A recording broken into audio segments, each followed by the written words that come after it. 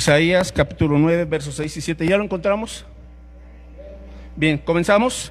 Porque un niño nos es nacido, hijo nos es dado, y el principado sobre su hombro, y se llamará su nombre admirable, consejero, Dios fuerte, Padre eterno, príncipe de paz. Lo dilatado de su imperio y la paz no tendrán límite sobre el trono de David y sobre su reino, disponiéndolo y confirmándolo en juicio y en justicia desde ahora y para siempre. El celo de Jehová de los ejércitos hará esto. Oramos. Gracias, Padre, por este tiempo en donde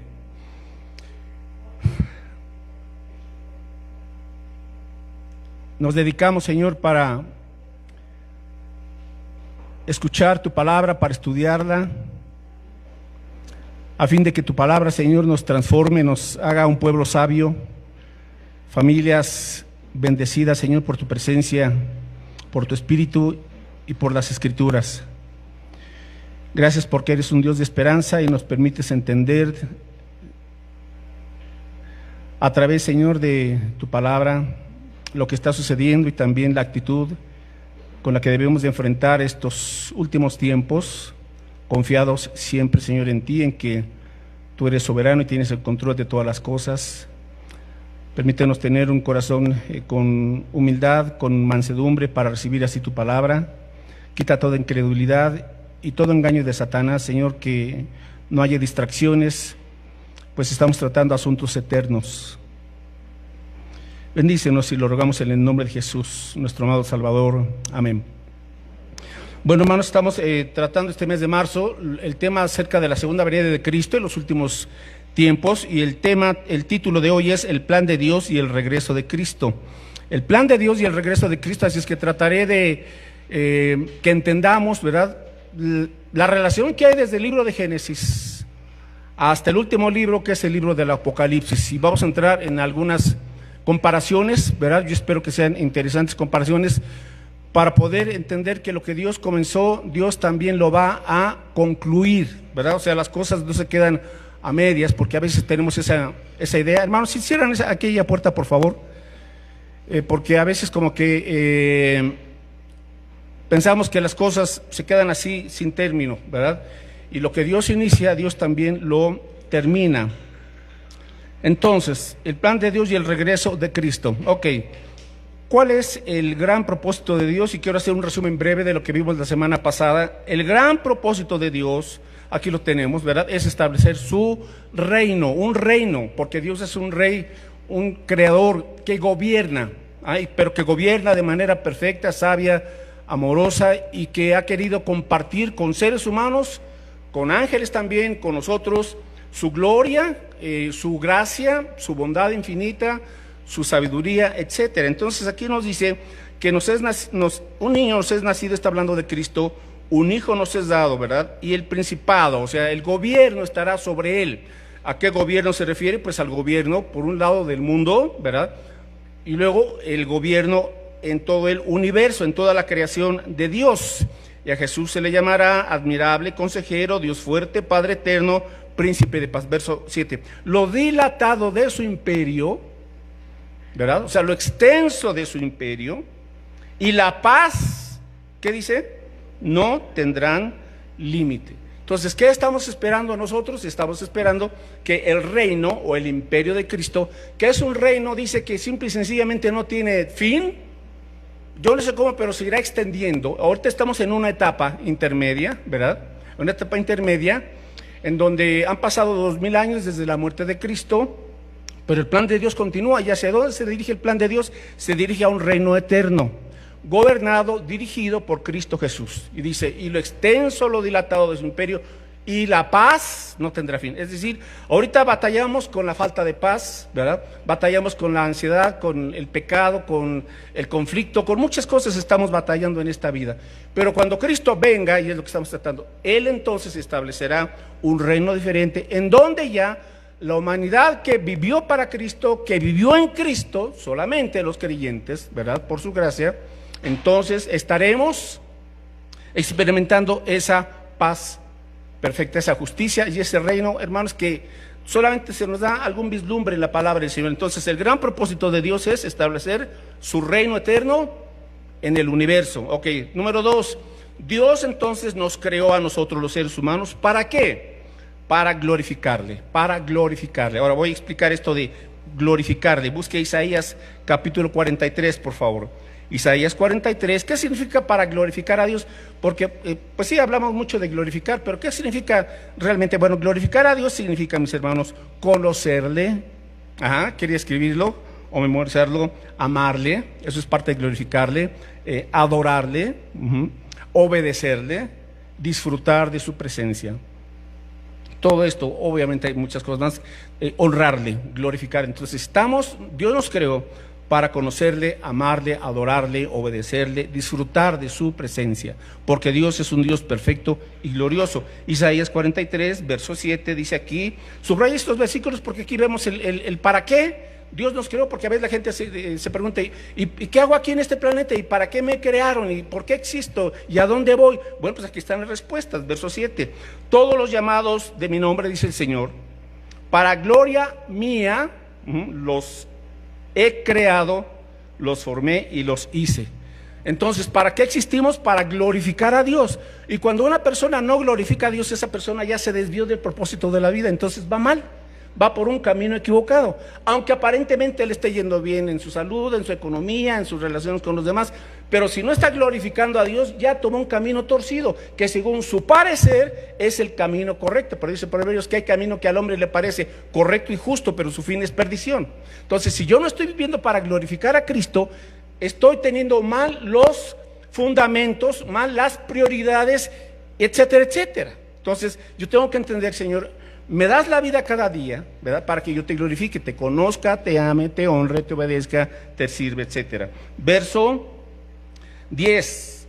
Vosotros sois mis testigos, dice Jehová, y mi siervo que yo escogí. ¿Quién nos escogió? Dios. ¿Para qué? Y aquí viene el ¿para qué nos escogió Dios? Para que me conozcáis y creáis y entendáis que yo mismo soy. Antes de mí no fue formado Dios, ni lo será después. Hay un Dios trino, ¿verdad? Un único Dios en tres personas. Y dice aquí, ¿para qué los escogí? Dice Dios, para que me conozcan. Ahora, lo más triste es que el hombre no conoce a Dios.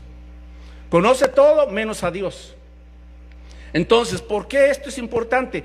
Porque si yo conozco a Dios, conozco su carácter, sus atributos, sus propósitos, y entonces mi vida va a ser conformada a ese conocimiento de Dios. La prioridad del creyente es conocer a Dios. Y cuando yo conozco a Dios, entonces voy a tomar decisiones sabias, porque estoy aprendiendo de su sabiduría, para que me conozcáis. Pero hermanos, a veces tenemos tiempo para todo, menos para conocer a Dios. Nos damos tiempo para todo. Hay hermanos que dicen, pues yo no tengo tiempo para ir a la iglesia, pero sí se van de vacaciones los domingos. Yo no sé cómo les alcanza el tiempo. Yo no sé cómo le hacen. ¿Se da cuenta? Para que me conozcáis y creáis y entendáis. Seguimos ahí en ese capítulo 47, verso 21. Este pueblo he creado para mí. Vivimos para Dios, vivimos para Cristo. Dice, mis alabanzas publicará. Fuimos creados para disfrutar a Dios, para Cristo, para vivir para Cristo. Lo que dice el apóstol Pablo, si vivimos o si morimos, para Él morimos. Para esto murió y resucitó, para ser Señor de los que viven, así como de los que mueren. Vivimos para Cristo. Y cuando entendemos que nuestra razón de ser es Cristo, mis hermanos, todas las cosas comienzan a tomar su lugar correcto. Ok, entonces seguimos. Número 3. Dios originalmente diseñó un mundo que funcionaba perfectamente. Donde todas las cosas y las personas vivían armónicamente. Génesis 1:1, en el principio creó Dios los cielos y la tierra. Nada de que fue producto de la casualidad y de que no, hubo un creador, hay un diseño, hay un ser pensante, y este ser pensante, inteligente y sabio es Dios. En el principio creó Dios los cielos y la tierra. Ahora, al final de la creación de los 6 días de la tierra, como se expresa en el versículo 31, y vio Dios todo lo que había hecho, y ¿qué dice? Y aquí que era bueno en gran manera. Entonces, había una perfección, había una relación, había paz. Y ese ha sido el propósito, mis hermanos, que vivamos felizmente glorificándole a Él, llevándonos obviamente bien con el Señor, teniendo comunión con Él y llevándonos bien nosotros y administrando también su creación de manera sabia. 4, fuimos creados entonces para, entre otras cosas, obviamente aparte de glorificar a Dios, para gobernar y reinar en este mundo. Fíjese, Génesis 1:26, fuimos creados para gobernar y reinar en este mundo. Génesis 1:26, entonces dijo Dios, hagamos al hombre a nuestra imagen conforme a nuestra semejanza y señoree en los peces del mar, en las aves de los cielos, en las bestias de toda la tierra y en todo animal que se arrastra sobre la tierra. Verso 27, y creó Dios al hombre a su imagen y semejanza de Dios, lo creó. Varón y hembra los creó. Y los bendijo Dios y les dijo, fructificad, multiplicad, llenad la tierra y sojuzgadla, o sea, enseñoréense de la tierra, gobiernenla, en las aves de los cielos y en todas las bestias que se mueven sobre la tierra. Ahí está.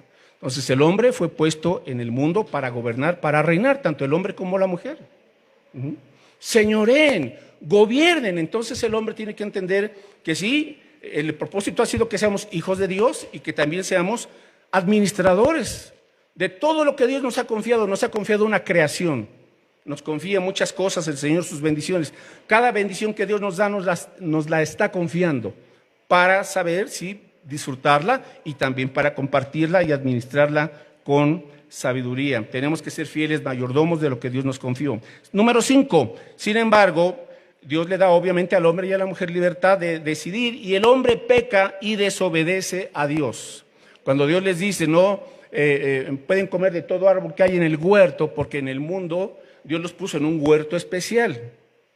Y en ese lugar, en ese precioso jardín que se llamaba el huerto del Edén, Dios les dijo, aquí hay de todo árbol, coman de todo excepto de este árbol, de la ciencia del bien y del mal. El día que de él coman, ciertamente morirán. Entonces Dios le dijo a Adán, ¿verdad? Le advirtió y luego Adán le compartió este mandamiento a Eva. Una sola cosa no tenían que hacer, probar de ese árbol. Nada más. Sin embargo, tanto Eva que fue engañada por Satanás, por la serpiente, y el hombre que no fue engañado porque él sabía de voz directa de Dios lo que tenía y lo que no tenía que hacer. Entonces el hombre decide serle infiel al Señor, peca contra Dios, porque el pecado es desobediencia a los mandamientos de Dios, y a partir de ahí hay una separación. El hombre que había sido formado a la gloria de Dios, que tenía un resplandor como la gloria de Dios, cuando peca, esa gloria, ese resplandor se va de su vida. La imagen de Dios que había sido formada en él se corrompe, y por eso dice que Adán y Eva vieron que estaban desnudos después de su pecado. Y a partir de ahí el hombre comienza a tener una serie de emociones pecaminosas o tóxicas como mentira, miedo, culpa, vergüenza, temor. Esto antes no lo había experimentado el hombre, nunca. Cuando peca, él entra a su vida por esa naturaleza que se corrompió, la mentira, comienza a mentir, comienza a tener miedo, comienza a sentirse culpable o a echar la culpa a los demás, comienza a tener vergüenza y finalmente el temor. El reino que Dios les había confiado, ellos tenían que pasar esa prueba y no la pasaron. El reino entonces fue traspasado ¿a quién? Busque usted Lucas 4:5. Entonces ese reino que el hombre había sido destinado para ejercer, le fue pasado lamentablemente al que los engañó, ¿verdad? ¿A quién? Al mismo Satanás, exacto. Lucas 4, versos 5 y 6, y ahí está el versículo. Lucas 4, versículos 5 y 6. Lucas 4, versos 5 y 6. Bueno, estamos aquí en la tentación que está haciendo Satanás contra Cristo en el desierto, y le dice Satanás, el diablo, a Cristo, y le dijo el diablo a Jesús, a ti te daré toda esta, bueno, a ver, verso 5. Y le llevó el diablo, ¿verdad?, a Jesús a un alto monte y le mostró en un momento todos los, ¿qué? Reinos. Observe esa palabra, reinos. Entonces se trata de reinos. Los reinos de la tierra, verso 6. Y le dijo el diablo, a ti, ¿verdad, Jesús? Te daré toda esta potestad, o sea, de gobernar y de reinar, y la gloria de ellos, porque a mí me ha sido entregada y a quien quiero la doy. ¿Cuándo le fue entregada toda esta potestad y todos estos reinos, la gloria de los reinos? Cuando el hombre peca, se le pasa a Satanás. Por eso a Satanás se le llama como hoy el príncipe de este mundo. Entonces, este mundo está siendo orquestado, dirigido, gobernado, manipulado por Satanás. Y muchos creyentes no se dan cuenta de eso. Y usa diversos medios Satanás para engañar. Satanás siempre está engañando para que la gente se aparte y no conozca el evangelio, y para que la gente se embobe, ¿verdad? O se quede asombrada de los placeres de esta tierra, de este mundo. Así es que el hombre peca y desobedece, y el reino le es entregado ¿a quién? A Satanás. Bien, número 6, entonces, pero el plan de Dios sigue. Alguien pensó, bueno, ya hubo fracaso ahí. Bueno, el hombre ciertamente fracasó, pero no Dios. Dios ya sabía que el hombre iba a fallar, ya. Dios sabía que el hombre le iba a traicionar, sí. Sin embargo, a pesar de eso, aquí vamos con la primera promesa, o el primer anuncio del evangelio. Aquí está Génesis 3:15, ¿se acuerda? Después de que el hombre y la mujer pecan, ¿verdad? Génesis 3:15 dice aquí Dios: y pondré enemistad entre ti y la mujer, o sea, entre Satanás, la simiente de la serpiente, y la mujer, Eva, o la descendencia de la mujer. Y entre tu simiente y la simiente suya, o sea, siempre habrá enemistad, mis hermanos. Habrá un conflicto toda esta vida entre la descendencia de Satanás, que son los hombres impíos, incrédulos, ateos, o que aman más al mundo. Son simiente de Satanás porque su padre es el diablo, porque siguen y hacen las obras de Satanás. Entonces esa simiente perversa siempre va a estar contra el pueblo de Dios. Por eso usted se preguntará como cristiano, ¿por qué hay este conflicto y este problema? Si me consagré al Señor, si hoy estoy siguiendo su camino y estoy orando y en la palabra. Bueno, pues hay conflictos, no se sorprenda. Satanás le está poniendo zancadillas, Satanás le está poniendo presión, Satanás le está poniendo engaño para que usted se desanime, para que usted se haga a un lado, para que usted abandone la palabra de Dios, para que usted no acepte a Cristo si no lo ha hecho todavía. Habrá, dice, enemistad entre la simiente. Ahora, ¿cuál es la simiente de Eva? A fin de cuentas, todos los creyentes justos, los que han creído en Cristo, y finalmente Cristo. Cristo es la simiente de la mujer. Habrá enemistad. Y dice, esta te herirá en el calcañar. Cuando Cristo está en la cruz, Satanás, por decirlo así, está mordiendo a Cristo en la parte postrera de su pie, que es donde normalmente muerden las serpientes. Dice, pero lo que no sabe Satanás es que ahí, cuando él pensó que estaba ya aniquilando al Mesías, a Cristo, al Hijo de Dios, en la muerte, al derramar su sangre preciosa, Cristo le estaba dando con la espada, ¿verdad?, en la cabeza de la serpiente. La estaba ya terminando. Su poder y el reinado que tenía Satanás, ahora le es entregado a Cristo. ¿Gracias a qué? A la vida perfecta de obediencia que tuvo Cristo a la voluntad del Padre todos los días, y a su obra perfecta y preciosa en la cruz del Calvario, y su sangre pura y preciosa que él derramó en la cruz. Cristo recuperó el reino. Amén. Bueno, entonces eso es lo que sucedió. Sin embargo, mis hermanos, como toda serpiente, ¿verdad?, a veces le cortan la cabeza, pero todavía se anda moviendo parte de su cuerpo, ¿verdad? Bueno, ahorita así, Satanás ya perdió, pero él sigue dando batalla todavía.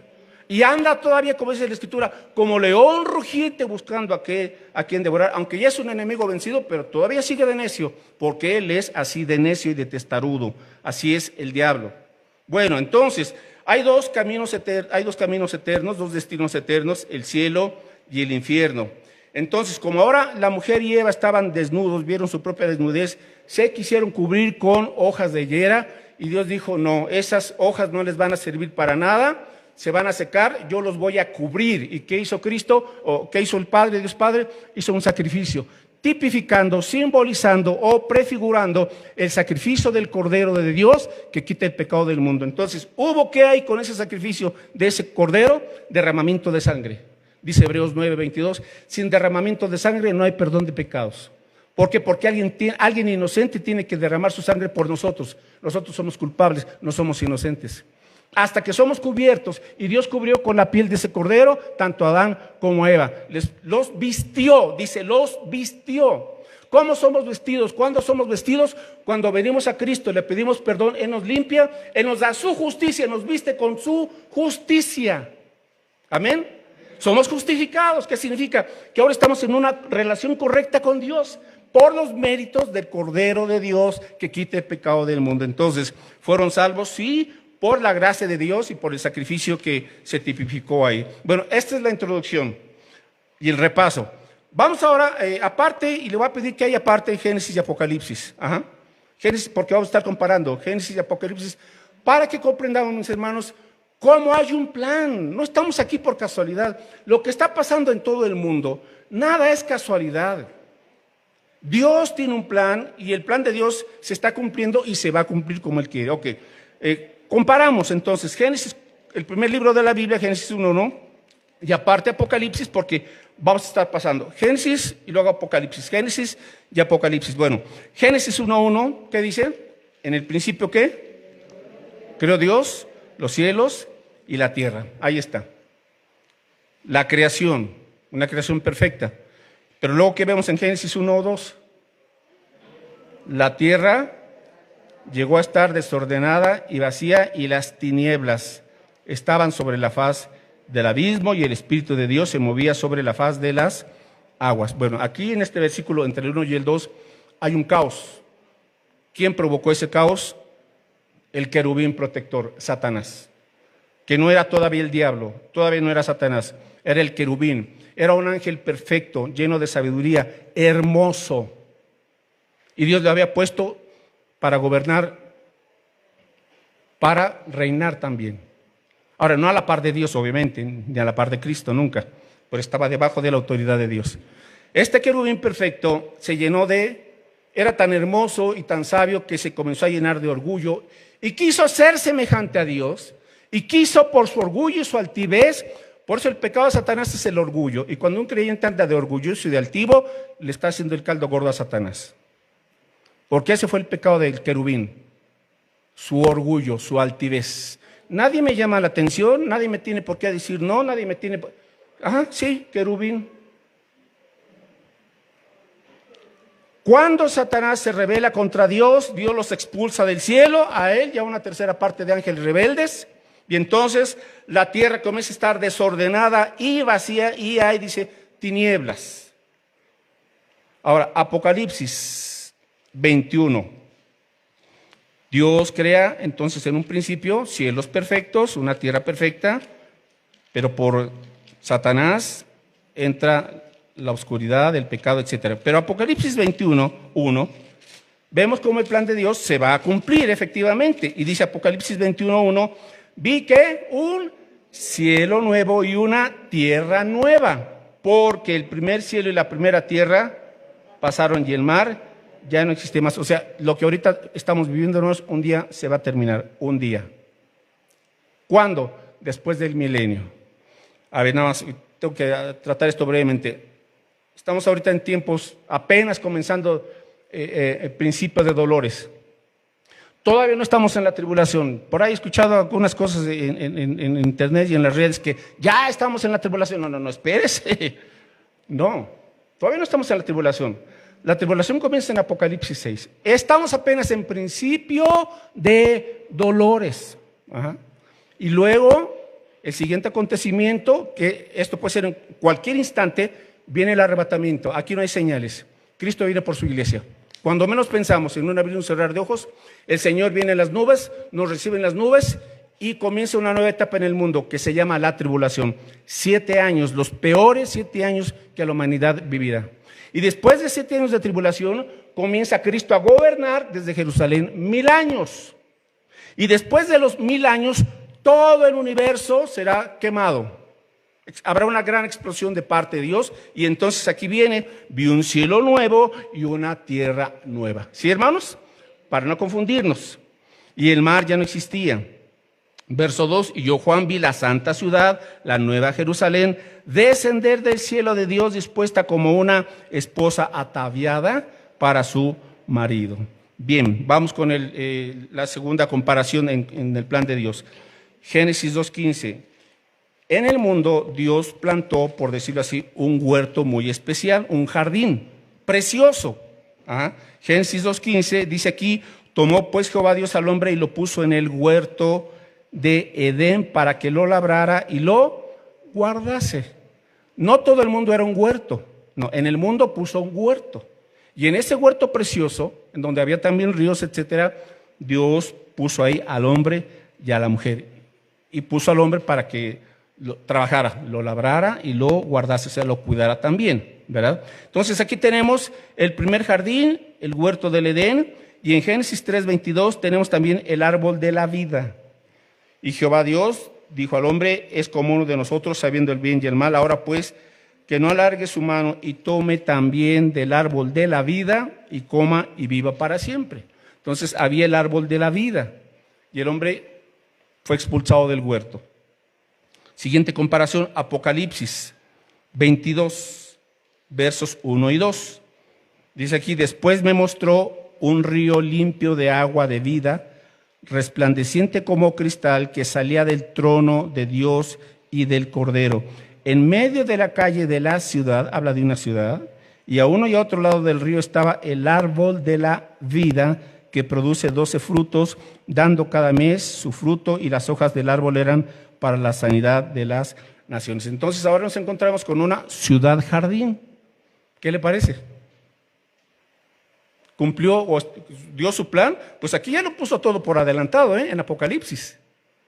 Se va a cumplir un día, habrá un paraíso y a la vez una ciudad con un río y con las calles de oro. Bueno, esto es algo fenomenal. Y no vamos ahorita a detenernos, usted lo puede leer con calma en su casa. Los muros y las piedras preciosas de las cuales está formada la Nueva Jerusalén en Apocalipsis 21. Ahí lo lee con calma. Nada más. Seguimos, número 3, en Génesis 1:26. Bueno, ya lo leímos hace rato. 1:28. Dijo que Dios creó al hombre a la imagen y semejanza. 28. Y los bendijo Dios y les dijo: fructificad, multiplicad, llenad la tierra, señoread, etc. Ok, entonces tenemos en tercer lugar el primer matrimonio.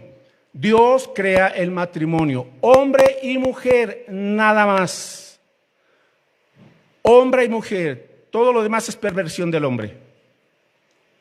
Hombre y mujer, el primer matrimonio. Y el matrimonio es algo santo. Ahora, vamos con el último matrimonio. ¿Cuál es el último matrimonio? Apocalipsis 19 nos habla aquí del último matrimonio, o de hecho de la última boda. Ahora, vea qué interesante. Porque cuando Dios crea al hombre y a la mujer, los creó para que fueran una figura de la relación entre Cristo y la iglesia. Qué hermoso.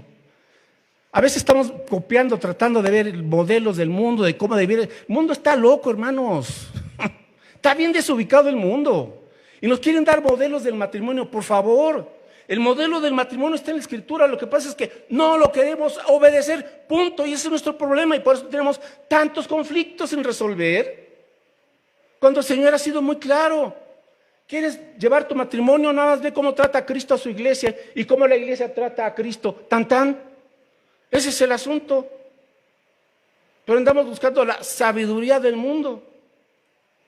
Cuando el matrimonio es un reflejo de la relación de Cristo con su iglesia, porque nosotros somos la novia de Cristo. Apocalipsis 19, versos del 6 al 8, dice aquí, estamos ya hablando aquí después de la tribulación, ¿sí? Exacto. A ver, Apocalipsis 19, verso 6, aquí viene Cristo. Y oí como la voz de una gran multitud, como el estruendo de muchas aguas y como la voz de grandes truenos que decía: aleluya, porque el Señor nuestro Dios Todopoderoso, ¿qué? Reina, de eso se trata, de reinar. Verso 7, gocémonos y alegrémonos y démosle gloria, porque han llegado las bodas del Cordero. Ajá. Y su esposa se ha preparado. ¿Quién es su esposa? La iglesia. Ahí está, hermanos. El último matrimonio, la última boda. Y a ella se le ha concedido que se vista de lino fino, limpio y resplandeciente, porque el lino fino es las acciones justas de los santos. Entonces tenemos en Génesis 1 el primer matrimonio y en Apocalipsis 19 el último matrimonio con las bodas del Cordero. O sea que nos vamos a casar con Cristo. Habrá una gran boda. Nos uniremos, seremos uno con Cristo. Habrá una luna de miel y luego vienen obviamente también la cena de las bodas del Cordero. Esa es otra fiesta espiritual. no como el mundo, ¿eh? Bien, 4. Génesis 3:1. Satanás comienza su ataque contra el ser humano, contra Eva. Génesis 3:1. Pero la serpiente era astuta. Satanás no tiene un pelo de tonto. Satanás es astuto, más que todos los animales del campo, etc. Entonces ahí comienza. Satanás comienza su ataque contra la humanidad, contra Eva. Ahora, y al final, ¿qué le pasa a Satanás? Bueno, ¿quiere conocer el final de Satanás? Apocalipsis 20, versículos del 7 al 10. Esto es al término de los 1000 años. Después de los 1000 años, ve lo que le pasa a Satanás. Bueno, antes es arrojado en el pozo del abismo 1000 años y después es suelto de ese pozo. Y Apocalipsis 20, del 7 al 10 dice, cuando los 1000 años se cumplan, Satanás será suelto de su prisión y saldrá a engañar, como siempre, ¿verdad? A eso se dedica, a engañar a las naciones que están en los 4 ángulos de la tierra, a Gog y a Magog, a fin de reunirlos para la batalla, el número de los cuales es como la arena del mar. Y subieron sobre la anchura de la tierra y rodearon el campamento de los santos y la ciudad amada, y de Dios descendió fuego del cielo y los consumió, verso 10, y el diablo que los engañaba fue lanzado en el lago de fuego y azufre, donde estaban la bestia y el falso profeta, y serán atormentados día y noche por los siglos de los siglos. ¿Cuál es el final de Satanás? En el lago de fuego, para siempre, ahí va a terminar, con la bestia, con el falso profeta y con todos aquellos que rechazaron a Cristo, lamentablemente, tengo que decirlo.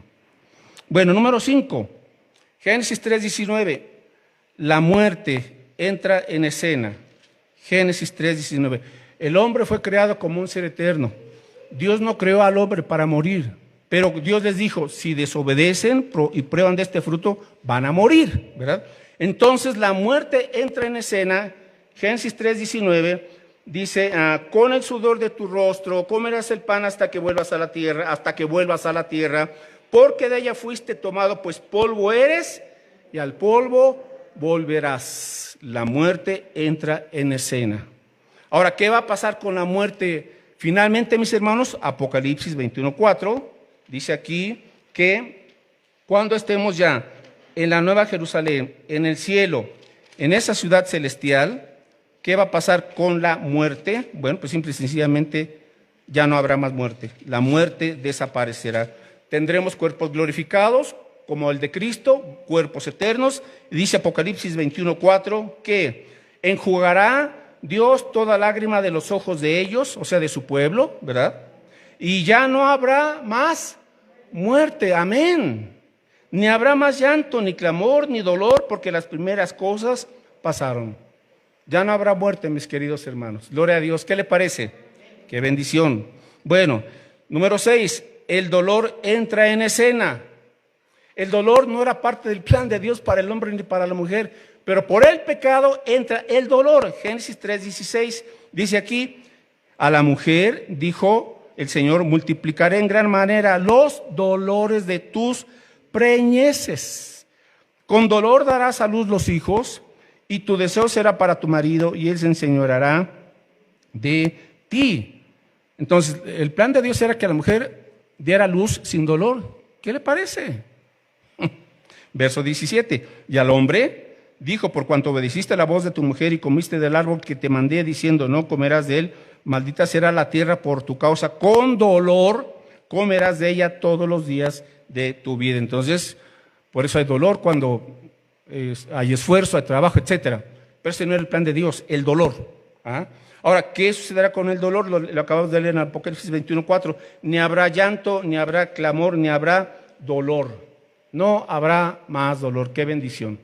Nada de dolor, nada. Bendito sea el Señor.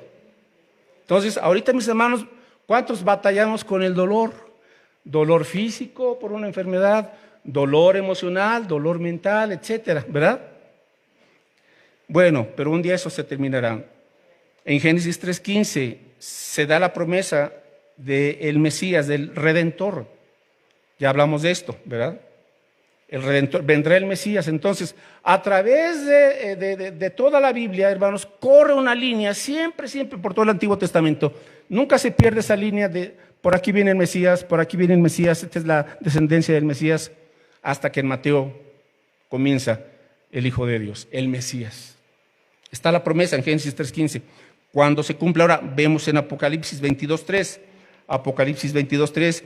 Y no habrá más maldición, y el trono de Dios y del Cordero, aquí está Jesucristo, estará en ella, en la ciudad, y sus siervos le servirán. Aquí está el Redentor ya reinando, gobernando y siendo adorado, porque ese es el plan de Dios. 8. Entra la maldición en la creación debido al pecado. Lo acabamos de leer en Génesis 3 del 14. Maldita será la tierra, etcétera, etcétera. ¿Y qué dice Apocalipsis 22:3? Apocalipsis 22:3.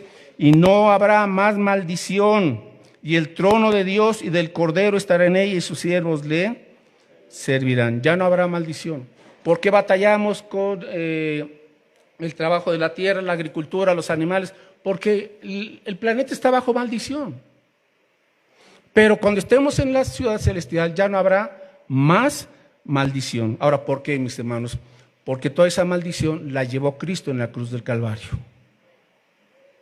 No solamente la maldición del pecado de nosotros, sino también la maldición que hay en la creación. Porque ahorita la creación, el universo inclusive, está contaminado. ¿Por qué? Porque hay demonios en las alturas. Los cielos están sucios, por eso. Y digo sucios en cuanto a que el maligno tiene sus huestes celestiales. Bien, número 9, Génesis 3:24. Dios tuvo que sacar al hombre del jardín, del huerto del Edén. Ya había pecado. Y ante Dios nada pecaminoso puede estar. ¿Se da cuenta? O sea, tú podrás tener 20 religiones. ¿Y qué? Si tu naturaleza no es transformada y lavada en la sangre de Cristo, no entras al cielo. Te vas al infierno para siempre. Punto. Adán y Eva, por un solo pecado, una sola desobediencia, Dios los tuvo que expulsar del huerto, porque nada impuro puede estar delante de la santidad de Dios. Génesis 3:24. ¿Qué verbo tan fuerte? Echó pues fuera al hombre y lo puso al oriente del huerto de Edén, y puso al oriente del huerto de Edén querubines y una espada encendida que se revolvía por todos lados para guardar el camino del árbol de la vida. El hombre fue expulsado, el hombre y la mujer, sacados del huerto del Edén. Ahora, Apocalipsis 21:3, viene la buena noticia. Apocalipsis 21:3, y oí una gran voz del cielo que decía: he aquí el tabernáculo de Dios con los hombres, y Él morará con ellos, y ellos serán su pueblo, y Dios mismo estará con ellos como su Dios. Ahora, que vemos aquí en Apocalipsis, el pueblo de Dios es bienvenido al paraíso celestial. Amén. Y Dios habitará con ellos. Dios será su templo. Dios mismo será su tabernáculo. Él habitará con ellos. 10. Ahora vamos a Génesis 21. Ya estoy entrando en la recta final. Génesis 5:21. Aquí nos encontramos a un personaje que estudiamos últimamente los miércoles, Enoc. ¿Verdad? Enoc, Génesis 5:21 al 24 dice que vivió Enoc 65 años y engendró a Matusalén. Y caminó Enoc con Dios después que engendró a Matusalén 300 años y engendró hijos e hijas. Y fueron todos los días de Enoc 365 años. Caminó pues Enoc con Dios y desapareció porque le llevó Dios. Bueno, aquí tenemos el primer cuadro del arrebatamiento de la iglesia. Recuerde, Enoc representa o tipifica o prefigura a la iglesia. Entonces, Enoc, ¿cuántos años vivió? 365 años. Durante 65 años no vivió en comunión con Dios. Cuando tiene a su hijo Matusalén, él comienza a vivir en comunión con Dios. Dice que caminó Enoc con Dios 300 años. Y en un momento dado, Enoc le dijo, yo no sé, a sus amigos, bueno, nos vemos al rato, voy para acá, por ahí. Y ya no regresó. Ya no volvió Enoc. ¿Por qué? Porque le llevó Dios. ¿Por qué? Porque Enoc agradó a Dios, porque Enoc caminó con Dios. Mis hermanos, nosotros somos la iglesia y es lo mismo lo que nos va a pasar. Que la iglesia va a ser arrebatada. La iglesia, los auténticos cristianos, no toda la gente que se congrega el domingo va a ser arrebatada. Lamentablemente le digo eso, no. Un buen porcentaje de miembros religiosos se van a quedar aquí. ¿Por qué? ¿Porque eran malos cristianos? No, porque no eran cristianos, punto. Tenían pose, tenían apariencia de piedad. Podían cantar, podían recitar versículos bíblicos, pero nunca nacieron de nuevo, nunca el Espíritu Santo vino a su vida. Ahora, observe esto, Apocalipsis capítulo 3, versículo 15. En Apocalipsis 3, 2 y 3, Jesucristo escribe 7 cartas. Apocalipsis 2, bueno, ahora vamos a Apocalipsis 3. Cristo escribe 7 cartas a 7 iglesias. Representan también 7 épocas. Ajá. Y en Apocalipsis 3, entonces, nos encontramos con la última iglesia, la última.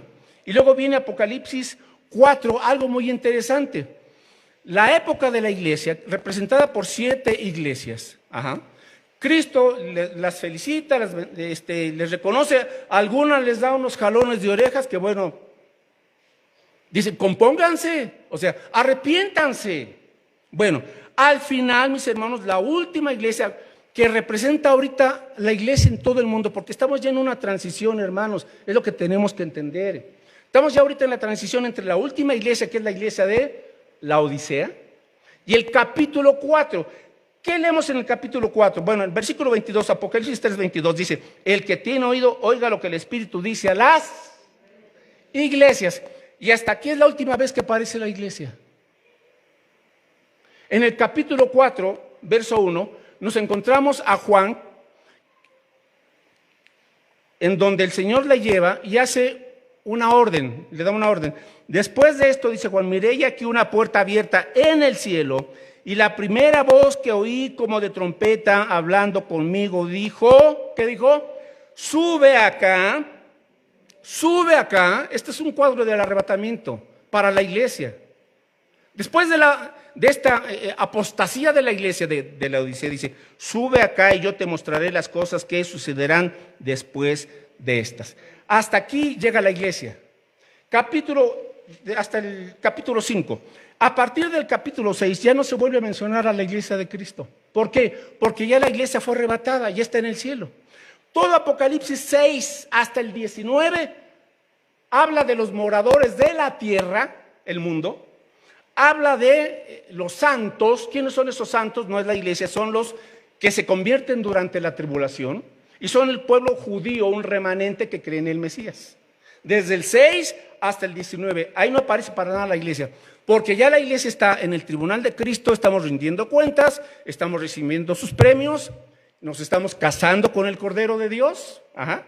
Pero entonces en el capítulo 3, ahora sí vea usted, la última característica de la iglesia, y esto es lo que estamos viendo, lo que en multitudes que se hacen llamar iglesias, así se dicen.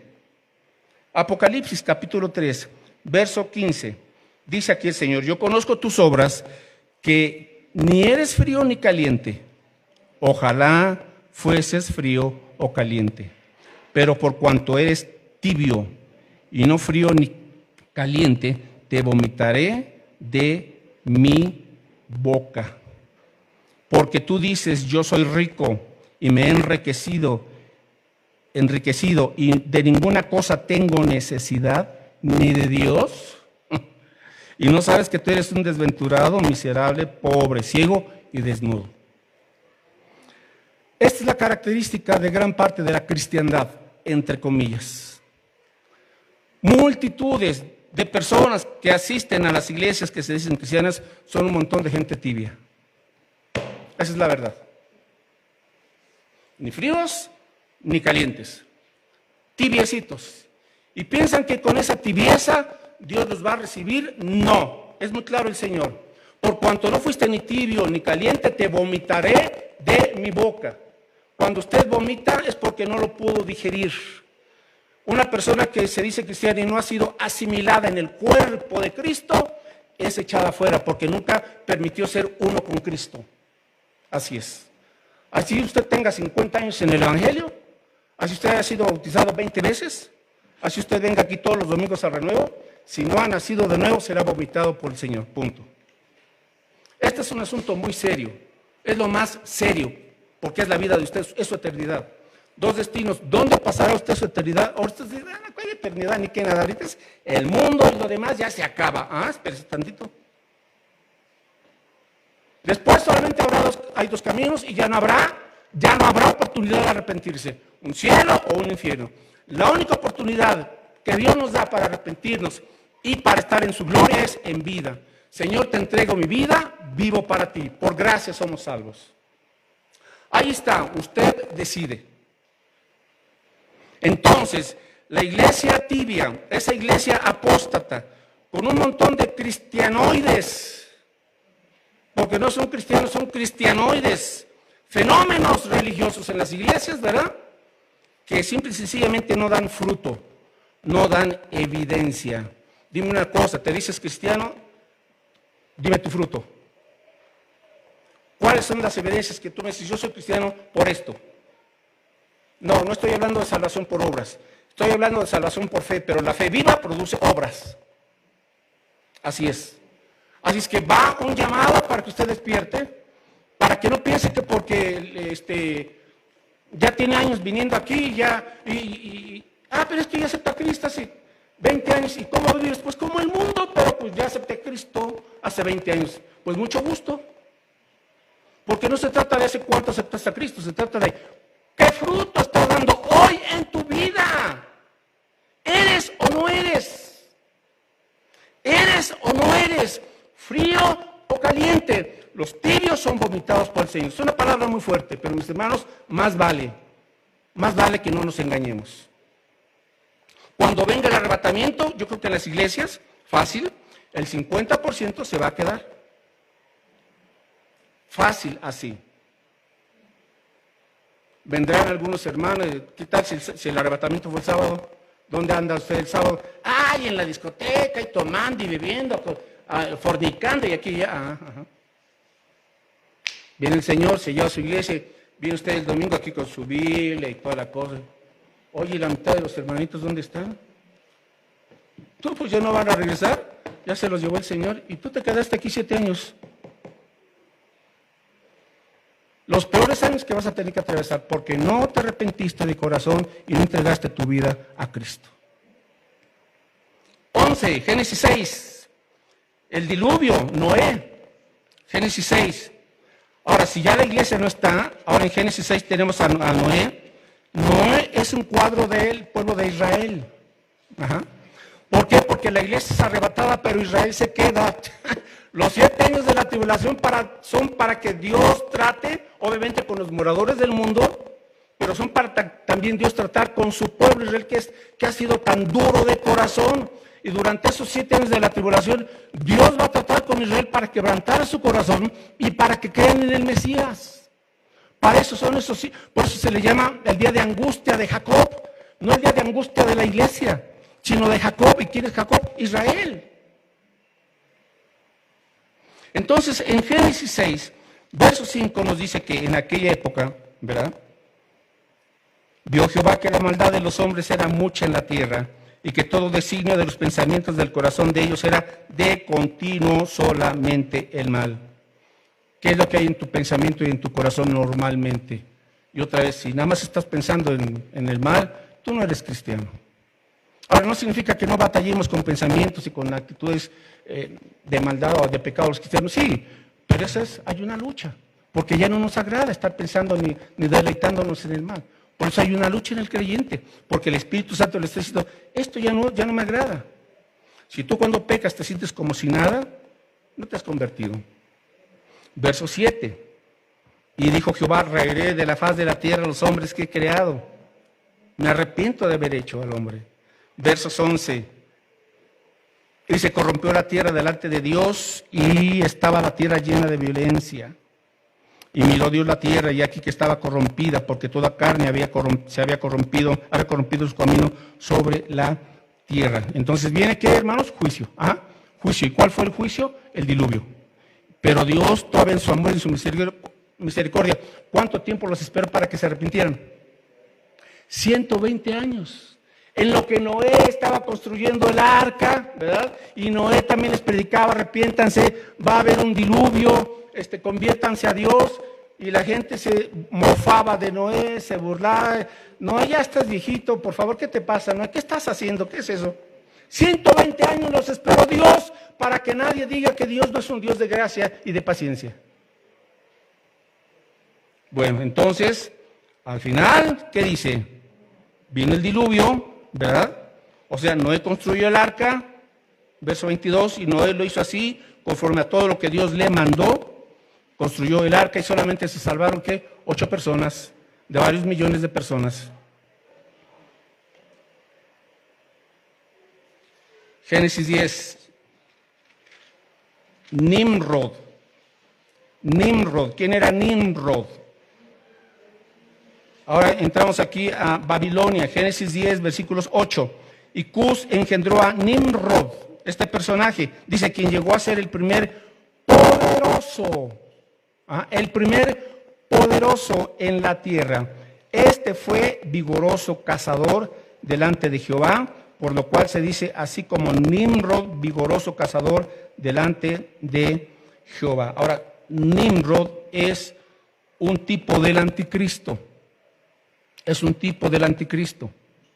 Observe ahí que Nimrod, ¿verdad?, era el primer poderoso.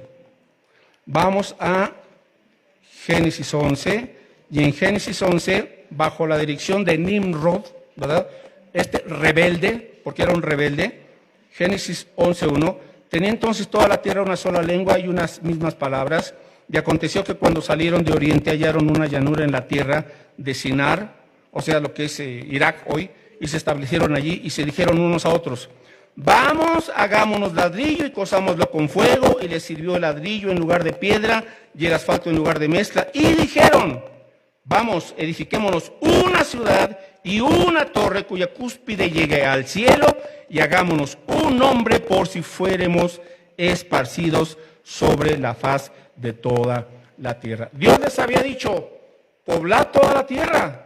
Pero ¿qué hizo Nimrod? Y los rebeldes, no, aquí nos quedamos. O sea, llevándola contra la voluntad de Dios. Y se hicieron entonces esa edificación. Y aquí tenemos, mis hermanos, lo que ya está pasando el día de hoy. ¿Qué se está buscando? Un nuevo gobierno, un nuevo orden mundial. ¿Qué es lo que está buscando el mundo? Que surja alguien que ponga orden. ¿Por qué cree usted ahorita todo este caos? Caos en la salud con este virus, caos económico, caos con las guerras y rumores de guerras, caos con la violencia. Los gobiernos no pueden. Todo este caos es parte del plan para que la humanidad diga, necesitamos un hombre que ponga orden. Y ese hombre será la bestia, el anticristo. Apocalipsis 13. Aquí está en Apocalipsis 13, verso 4. El anticristo, ahora hermanos, ¿conocerá la iglesia al anticristo? No. Antes de que venga el anticristo, la iglesia desaparece. Así es que si alguien conoce al anticristo, pues ya sabe qué pasó con usted. Apocalipsis 13:4 dice, y adoraron al dragón que había dado autoridad a la bestia, y adoraron a la bestia diciendo, ¿quién como la bestia y quién podrá luchar contra ella? ¿Qué es lo que quiere Satanás? Que se le adore a él a través de la bestia. Versículo 8, Apocalipsis 13:8, y la adoraron, ¿a quién? A la bestia. Todos los moradores de la tierra cuyos nombres no estaban escritos en el libro de la vida del Cordero, que fue inmolado desde el principio del mundo. Y ahí en ese capítulo nos habla de la marca de la bestia, ¿verdad? Que será el 666, habla de otra bestia que es el falso profeta, y que nadie podrá ni comprar ni vender si no tiene la marca, verso 16, si no tiene esa marca en la mano derecha o en la frente, y que ninguno pudiese comprar ni vender sino el que tuviese la marca o el nombre de la bestia o el número de su nombre. Hermanos, ya tenemos la tecnología. Bueno, tienen ya la tecnología para poder de alguna forma, ¿verdad?, ya poner a usted aquí una cierta marca, un chivo, no sé qué tantas cosas, ¿verdad? Ahora, o sea, la ciencia ya está tan avanzada que ya no será necesario el efectivo. Le escanean a usted por aquí o en la mano, adelante, compre aquí y allá, y si usted no tiene esa marca, lo meten a la cárcel o lo matan, lo mandan degollar, punto. Eso es lo que les da esperar a los que están en la tribulación. Ahora dice la Biblia que los que se dejen poner la marca se perderán para siempre. No entrarán al reino de Dios, porque prefirieron la marca de la bestia a adorar a Satanás. ¿Qué le parece? Bueno, y finalmente, mis hermanos, Génesis 12, del 1 al 3, Dios llama a Abraham al padre del pueblo judío, al padre de la fe. Génesis 12, después de Génesis 11 obviamente, pero el punto que quiero que veamos es el Mesías. El Mesías. No perdamos de vista esto. Pero Jehová había dicho a Abraham: vete de tu tierra y de tu parentela y de la casa de tu padre a la tierra que te mostraré, y haré de ti una nación grande, y te bendeciré, y engrandeceré tu nombre, y serás bendición. Bendeciré a los que te bendijeren, y a los que te maldijeren maldeciré, y serán benditas en ti todas las familias de la tierra. Ahora, a final de cuentas, ¿de quién está hablando? De Cristo. En Cristo son benditas todas las familias de la tierra. Aquí se estaba ya anunciando. Ahora, ¿y dónde se cumple? ¿Dónde se cumple esto? En Apocalipsis 19. Ahora sí, en la segunda gloriosa venida de Cristo, donde todo ojo le verá. Aquí no es el arrebatamiento, aquí es la segunda venida de Cristo. Cuando los ejércitos de las naciones del mundo se reúnan para destruir al pueblo de Israel, porque esa es la idea de la bestia, del falso profeta. Primero los va a engañar haciendo un pacto de 7 años, y luego a la mitad de los 7 años, a los 3 años y medio, los va a engañar y él se va a declarar como el Dios, como el Mesías. Bueno, a fin de cuentas, él va a reunir a los ejércitos del mundo para aniquilar a los judíos, al pueblo de Dios. Y justamente cuando toda la artillería está dirigida para destruir a Israel, en ese instante aparece en el cielo, que será un momento de oscuridad por todas las bombas nucleares que han estado teniendo en estos últimos años y demás cosas, ¿verdad?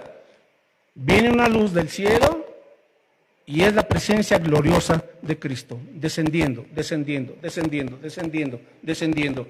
Vienen sus ángeles, venimos la iglesia con Cristo, acompañándole. Y entonces Apocalipsis 19:11 dice aquí que entonces vi el cielo abierto y aquí un caballo blanco, y el que lo montaba y se llamaba Fiel y Verdadero, y con justicia juzga y pelea. Sus ojos eran como llama de fuego, y había en su cabeza diademas, y tenía un nombre escrito que ninguno conocía sino él mismo. Estaba vestido de una ropa teñida en sangre, y su nombre es el Verbo de Dios. Y los ejércitos celestiales, vestidos de lino finísimo, blanco y limpio, le seguían en caballos blancos.